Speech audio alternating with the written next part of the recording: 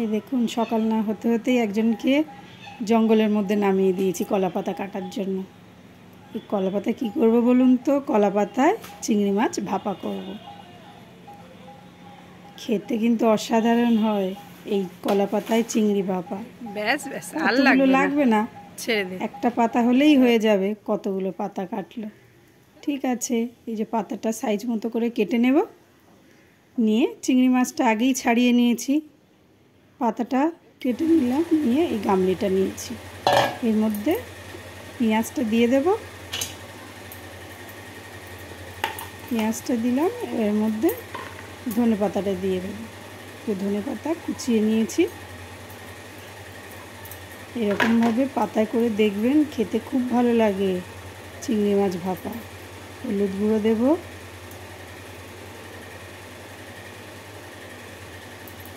লঙ্কা গুঁড়ো দেব,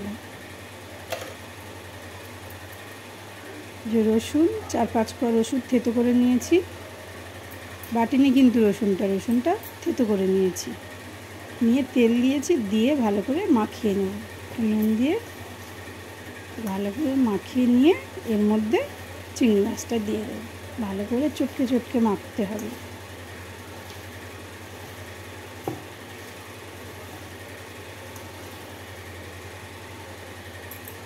এবার চিংড়ি মাছটা দিয়ে দেব।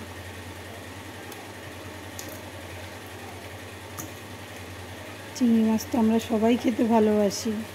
চিংড়ি মাছের ভাপা অসাধারণ খেতে হয়। একটু তেল দিয়ে নেব, তেলটা একটু বেশিই লাগে, সর্ষের তেল। তেলটা দিলেই বেশি ভালো লাগে। এটা মাখিয়ে 4-5 মিনিটের মতো রেখে দেব।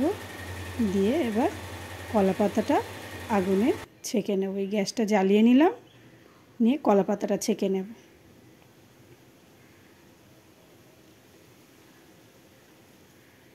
কলা পাতাটা না ছেঁকলে কলা পাতাটা তো ভেঙে যাবে, যার কারণে কলা পাতাটা আগুনে ছেঁকে নিতে হয়। কলা পাতাটা ছাঁকা হয়ে গেলে এরপরে একটা প্যান বসিয়ে দেব।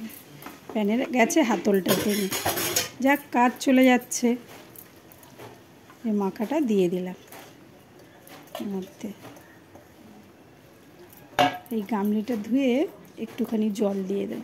গামলিটা অনেক মশলা লেগে রয়েছে। বাড়িতে এইভাবে একবার বানিয়ে দেখবেন, খেতে কিন্তু মজাদার লাগে।